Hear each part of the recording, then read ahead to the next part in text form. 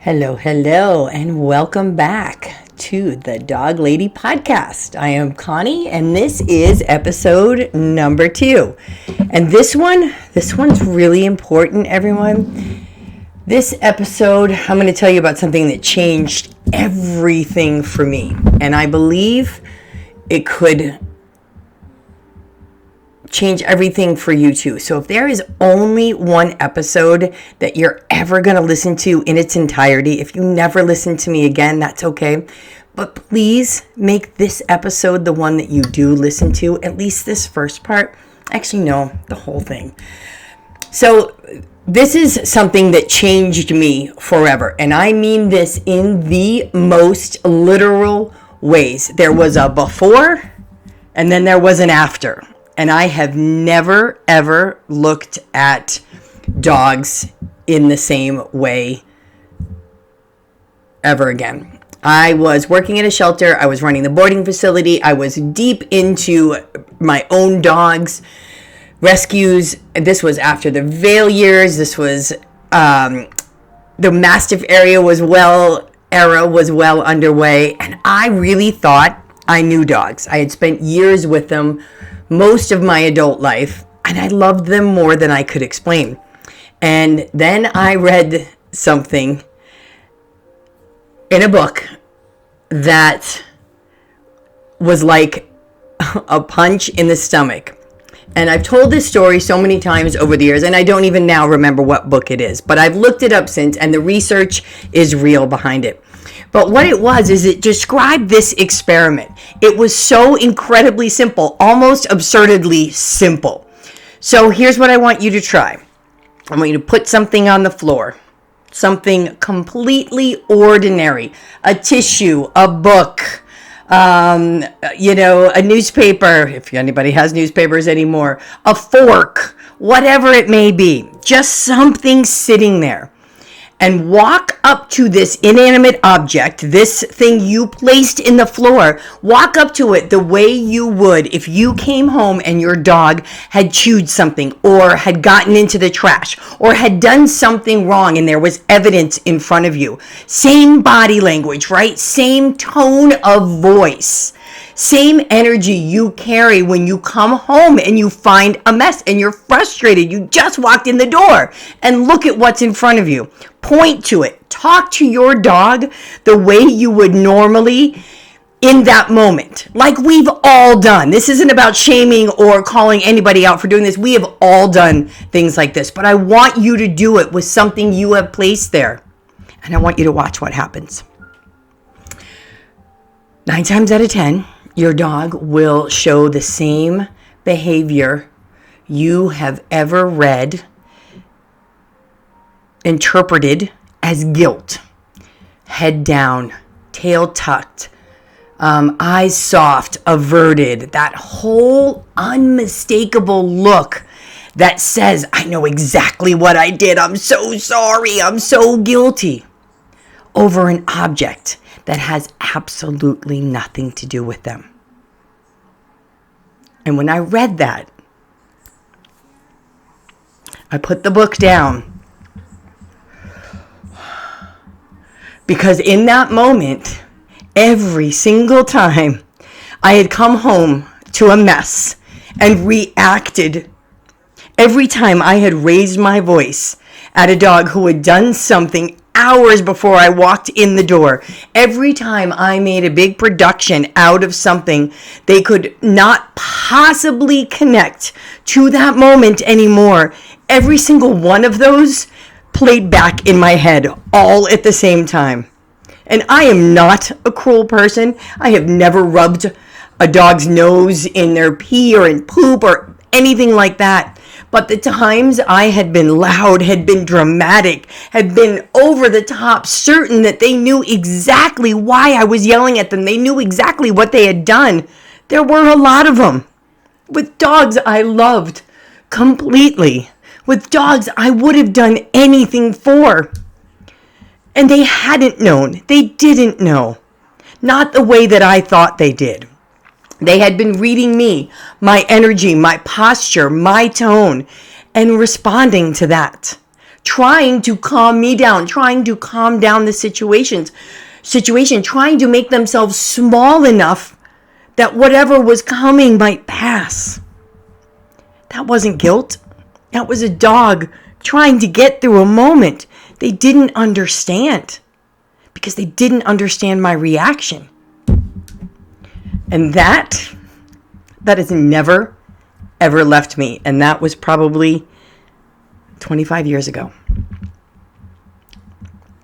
Dogs don't think in words the way we do. They don't replay the morning while we're gone and feel bad about the trash. They don't plot. They don't make moral decisions. They don't know better in the way we mean when we say that. What they do is they learn. They learn through patterns, through repetition, through associations, through behaviors, through consequences, through rewards. That's the system. It's elegant and it's powerful, and it has absolutely almost nothing to do with the stories we tell ourselves about what's going on inside their heads. We look at dogs through a human lens. We always have. And it's not because we're careless. It's not because we're cruel. It's because everything we've ever been given, everything we've been shown has pointed us in exactly that direction. Think about the dogs we were watching. If you're in my age group, 57, growing up, right? Lassie, Rin Tin Tin, Benji, every dog in every movie and show that shaped what we thought dogs were, capable of complex reasoning, moral judgment, and almost human understanding of right and wrong. Lassie didn't just find Timmy. Lassie understood the situation, made a decision, and acted on it with intention and with conscience. And we all absorbed that. We built a template for what dogs are out of pure fiction.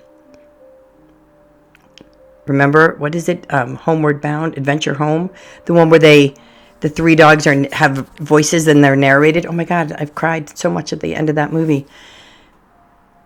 Chance and Shadow and anyway, somebody else. But so we have this template, right? We have this template for how dogs are supposed to be. And when our real dogs, the dogs in front of us, didn't match the template, we didn't question the template. We questioned the dog. What is wrong with the dog? Why is the dog not getting it? He knows better. She's being stubborn. He did that on purpose. None of that is actually what's happening. But we came by it honestly because we never, ever had a reason to think otherwise. And then there's the other thing that was handed alongside of this looking at dogs through this human lens. And it's the idea that fear and punishment were the right tools. If your dog had an accident in your house, what did our parents and grandparents do? They rubbed their dog's nose in it, right? That was what you did. You connect the dog to the act and you teach them the consequence, even if it's hours later. Except it doesn't work. What it actually teaches the dog is that the presence of the mess is dangerous when you, the owner, are around. So they get better at hiding it. Doesn't mean that the behavior will stop. It just moves somewhere where you can't see it. And our parents learned it from their parents. Our grandparents learned it from their parents. Nobody questioned it because it felt logical and because we didn't yet have the science to say otherwise. I think the science was already starting back then, but I don't think it was well known enough. But then came the books and the trainers who made the dominance model feel official. The idea that dogs were wolves at heart, constantly testing you for rank, needing an alpha to show them who was in charge. That spread everywhere. I think that was the late 90s. It felt scientific. It had structure. There were people doing it who were people that of course would know the right thing to do. Trying not to name anything specific here. And a lot of stuff made it onto television in a way that millions of people started to believe that all of this was just common sense. And I will tell you, I watched it all because I was a dog lover. Of course I was going to watch somebody who was amazing at helping all these dogs. I'm not guilting myself for watching it. I'm not trying to make you feel bad for watching it. But I will say this. Very recently, someone pointed out to me that if you look at some of the pictures, some of the promo ads for some of these people that became incredibly well known for using fear and punishment to train dogs, if you look closely at these shots where all these dogs are completely focused and calm and all making eye contact, you have to ask yourself, what was going on off camera? Because we're only seeing what we're shown. And what we were shown for a long time was that dominance and energy and control were the correct tools. They were the tools that worked.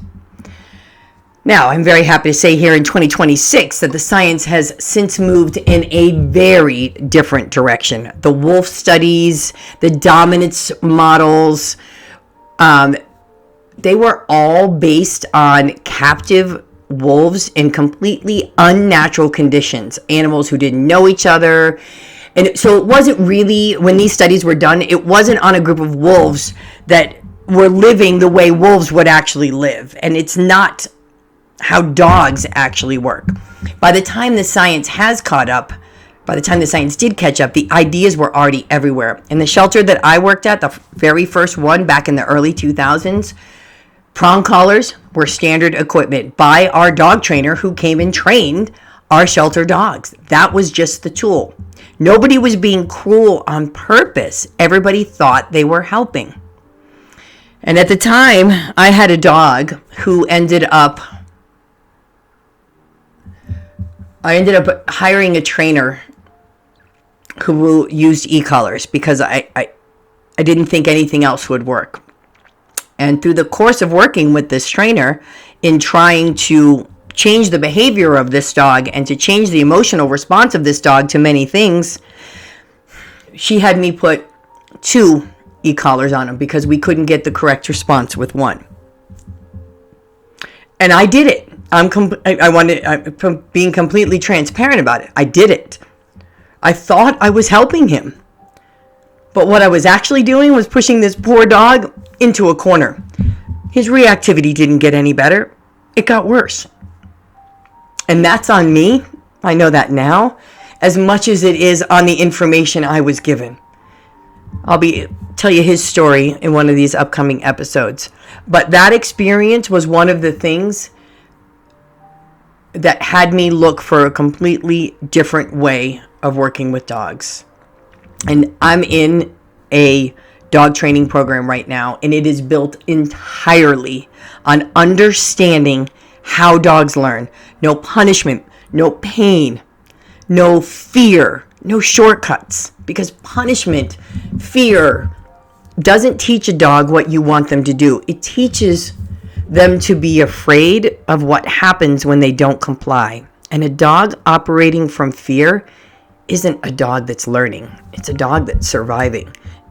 Those are really different things. And I don't know about you, but I want a dog that I have a good relationship with, that I get to enjoy, that enjoys being with me.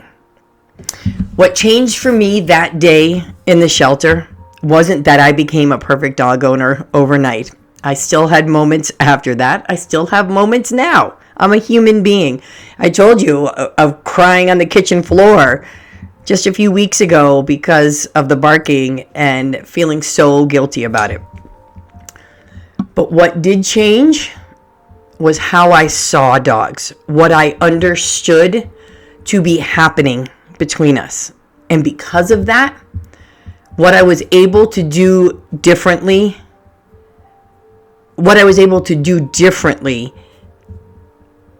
was stronger than how I used to be. And even if I couldn't do it perfect, I had that always in my mind, that understanding.